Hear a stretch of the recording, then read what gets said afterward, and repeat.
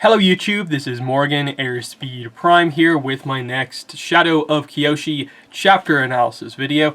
This one's going to be for Interlude, the Man from the Spirit World. So this is our last interlude in the book. This is the one that basically catches us up from the end of the previous interlude where Yoon ate Glowworm to basically him going off to take out Jeonju, which happens right at the end of the first novel. So this really catches us up with quite a lot. Also, just the title, I think it's interesting to note. The Man from the Spirit World, and then what was the name of the first chapter that we properly got introduced to Yoon in? It was The Boy from Makapu. So, The Boy from Makapu, The Man from the Spirit World. Nice kind of naming kind of convention there. Introducing Yoon as he was before. This is introducing us to Yoon as he is now. So, very interesting stuff. So, we open up with just a section of just Yoon sort of analysing himself after eating Glowworm. Has anything changed with him? He does Sifu Amak's like poison analysis sort of training, and it's like, okay, there's nothing wrong with me. I can't feel myself going like numb or like something going wrong with my stomach or anything like that. I feel okay. And then he notes that he couldn't discern whether Father Glowworm was destroyed, dissipated, or alive somewhere inside him. He didn't care. He was more puzzled by what had spurred him to behave so. Maybe it was sheer contempt for his enemy. Jeonju had often told him to try and avoid feeling contempt in his political duties. It made you act irrationally, blinded you against your own gain. And so he's like, oh, I just mentioned Jeonju. I should start digging. It's this really interesting sudden turn. Like, he just thinks of Jeonju and then immediately just starts digging through the spirit world. And he doesn't do it with bending. He just, launches himself into the ground and starts clawing away at it with his hands. And they note that it's like this, in the manner of a clawed, maligned lower beast that never saw the light of day. Creatures that laid grubs and grew fat and pulsing and luminescent in the darkness. He flung clods and castings behind him and over his head, though which way was up no longer mattered. He bored deeper and deeper, darker and darker, until the only sound in the pitch black was his own breath, his exhalations hot and trapped against his skin. Key word there being he bored. Which obviously it's Father Glowworm, the world borer. So this is him actually sort of inadvertently using the special ability of Glowworm to bore between worlds, confirming to us that Yoon does actually now have the ability to create those smaller portals between worlds. And this is how he gets himself back into the physical world. It's just by, he digs straight through the earth, straight down and through the worlds here. Because as we cut to the next scene, Yoon woke face up in the physical world, of course. And he notes that as he arrives here, like, his hands, his nails, they should be gone because he's just clawed his way through all this earth. But he just notes that, like, okay, his hands are dirty, but everything seems okay. Like, it's just, he used this ability to get through. He didn't, like, break himself doing it. But back in the physical world now, he realizes he's probably going to die of thirst quite soon.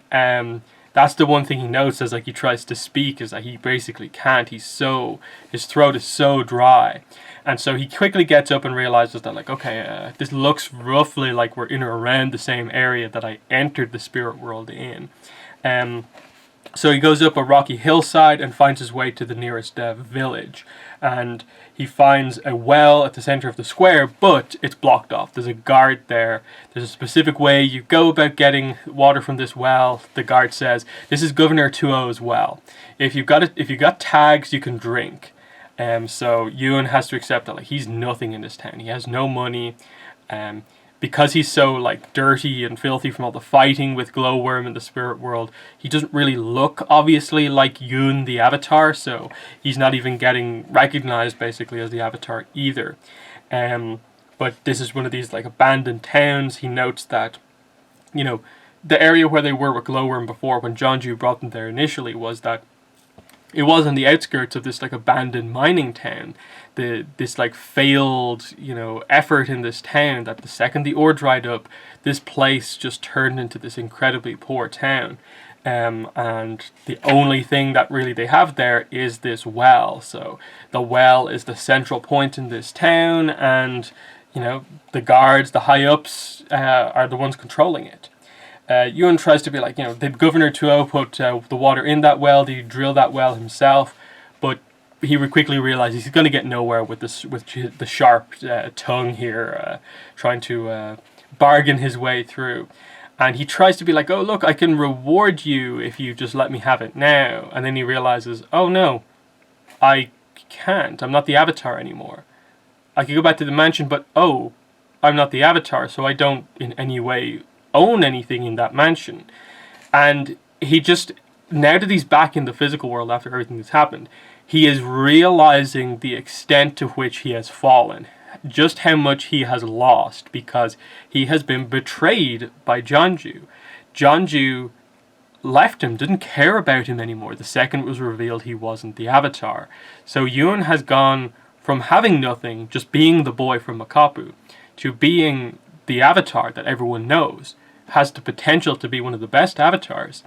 Now he's nothing again, and he has to deal with that here in this first interaction in the spirit, in the physical world once again.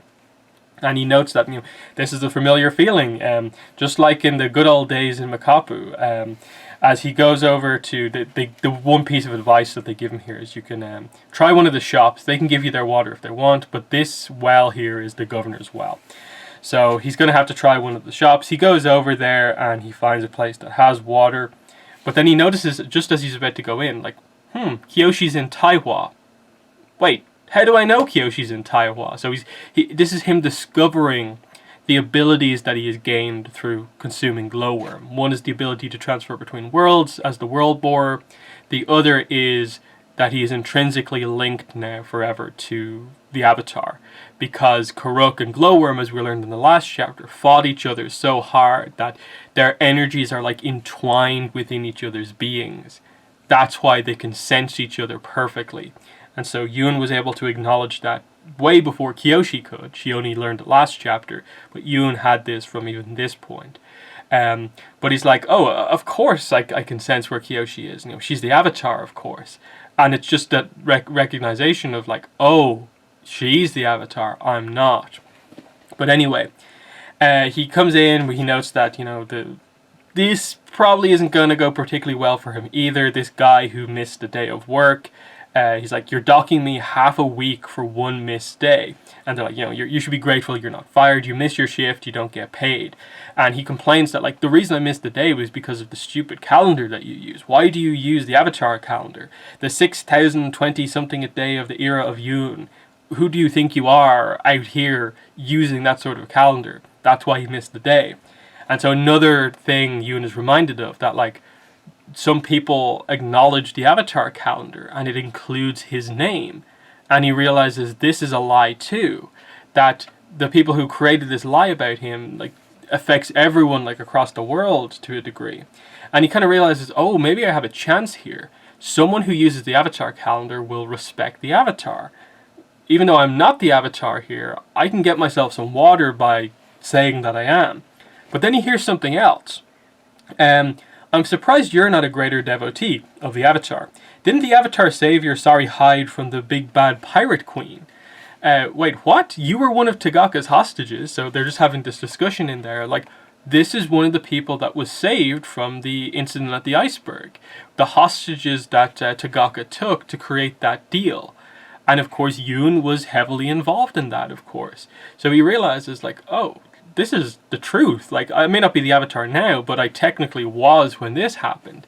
I should be able to get myself through this and get myself a drink here. So he comes in, asks for some water, and he's like, do you have any money? No. And then he's like, I couldn't help overhearing, you were talking about the Avatar. It's me. It sounds hard to believe, but I'm the... And just as he's about to say he's the Avatar, it says he hitched. An era passed in silence. The almost lie stuck to his lips.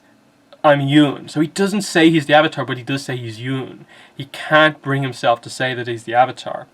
I'm the man your calendar refers to. I led the rescue efforts in the southern seas. Now I ask you again, could I please have some water? And this is the truth here. Like, this is what's so interesting about this chapter, is that in this case specifically, Yoon was very impressive with Tagaka. All the negotiations, how charismatic he was, how he sort of got people on his side. And then his big sort of almost heroic act as the Avatar, that even Kyoshi was just like, that's my Avatar, was when he went against Jonju and everyone else and was just like, what do you want in negotiation? I want all of the hostages. Whereas Jonju and everyone else had warned him, only ask for a certain amount of the hostages. That's the only way a deal is actually going to happen. But he asked for all of them, showing how much he cared. Now, ultimately, the incident on the iceberg went completely kind of awry, but still, Yoon was the one who had he put himself out there completely for the hostages. Had to fight against a super powerful waterbender with like a handful of earth. Nearly got himself killed during this. And of course, the ultimately what happened during that situation was that it was Kyoshi and Jonju who were kind of the ones who turned the tide of the fight. And Yoon was kind of left out of action because, you know, he was sort of stranded on his own a little bit with Tagaka. But still, here he is finally like acknowledging, like, I actually was involved in this. Let me have some water. I'm your savior, kind of in a way. And so he says, like, okay, the guy goes to get some water. Okay, Yoon's happy. He thinks he's getting the water. And then he's like, okay, here, have a drink on me. And Yoon's kind of surprised that it's going so easily. And he says, you're Earth Kingdom, so if you are who you say you are, then it shouldn't be a problem for you to waterbend some refreshment over to that gaping mouth of yours. And everyone else is like, oh yeah, that seems fair. And Yoon is just left in this stunned silence that, like, really? Like, you're going to have me prove myself as the Avatar to you just to get some water? And they're just like, aren't you thirsty? And I like how they do a scene cut here just to get the extent to which Yoon is just stunned by their approach here. There was a ringing in Yoon's ears. It was as if he'd lingered too close to a firecracker, spent too much time watching the lit string burn down to its ends, and now he was living in the aftermath of the explosion. You're asking me to prove I'm the Avatar, he whispered hoarsely, for a drink of water. And then another scene cut, and it's like, there was no more. There was no more left in Yoon. There was no more he had to give. He raised a trembling finger. I risked my life for you. I risked my life to save yours. You wouldn't be standing here right now if it wasn't for me. And he just lets loose here at these people. You couldn't just help me. Like, you couldn't just be better. I had so much hope for you. I risked myself for you. And as they see him getting so angry and upset, they really begin to become afraid of what's going on here. And I suppose this is, to a degree, the glowworm aura sort of coming off him, and they're sensing that to a degree. And so they're like, okay, yeah, you can have the water, you can have the water. But he says, it was too late for that. I dedicated my life to people like you. I wanted you to thrive, I wanted you to prosper. I tried so hard. And the guy goes to flee, and he uses his earthbending on the ceramic cups around the place and turns them into these kind of blades, basically. As it says here, they slashed across the back of the man's leg, sending him to the floor with a gruesome thud. And it says here, he decided it didn't matter. Yoon reached over to Gao's shoulder, giving the man a conspiratorial smile, and closed the door curtain from the inside. And so, what is Yoon going to do here? It's immediately revealed he basically has killed everyone here. That's how much he has snapped in this moment of just these small, seemingly petty things that shouldn't be too much of a problem for Yoon, but just these constant reminders the second he returns to the physical world of what he isn't anymore, what he doesn't have anymore. And before he can come back and like reunite with his friends or anything like that, the people who do care about him and will care about him still, the things he encounters first are people who are just like, prove you're the Avatar. No, I don't care if you did this or that. There's no kindness here or anything like that. All of this sort of advances he had, the things that were just going well for him as the Avatar, he no longer has and has to prove and strive for every step of the way. And so that moment of just like, okay, I'll let you have it if you're the Avatar. Prove it. Waterbend. Something he can't do. That makes him snap. These people who are just in this town where obviously they don't have a lot, so they do have to be sort of protective of what they do have.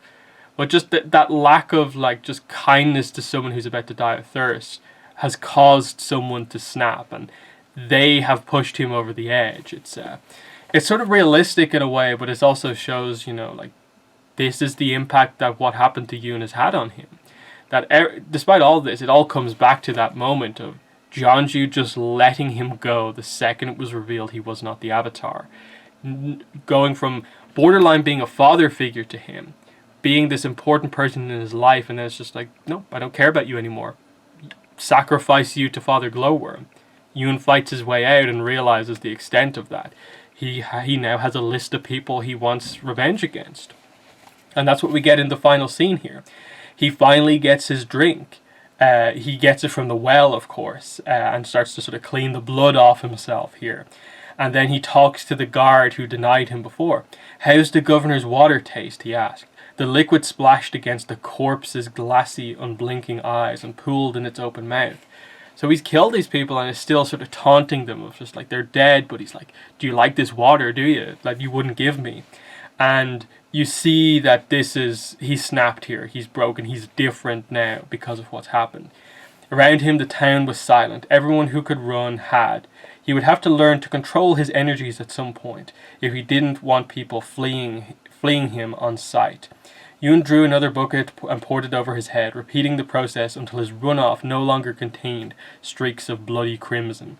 He threw the wooden vessel to the side and listened to its hollow clank. "See, Kyoshi," he thought, "I can bathe without hot water, no problem." His friend's presence beckoned him from across the world. Though he wasn't certain of the details, he was convinced there was a permanent connection between the spirit that took him and the Avatar. Kyoshi was Karuk, and he was who he was. "Well," he said out loud to no one, "it looks like I've been fired." Perhaps it was for the best. He would need the free time because he had a lot of things to do. He had a list of things to do. Lots of personal business to take care of, and at the top of that list was paying his respects to Jeonju. Filled with new purpose, Yoon took off down the road, whistling as he went. And that is effectively the characterization of Yoon that we see when he takes the hostages in the Fire Nation. Just someone who's like enjoying the show of just the ease at which he can take whole groups of people hostage, and just reveling in, look at what you have done to me, what you have taken away from me. And even so, like, I still like that there's that kind of conflict about how does he view Kyoshi.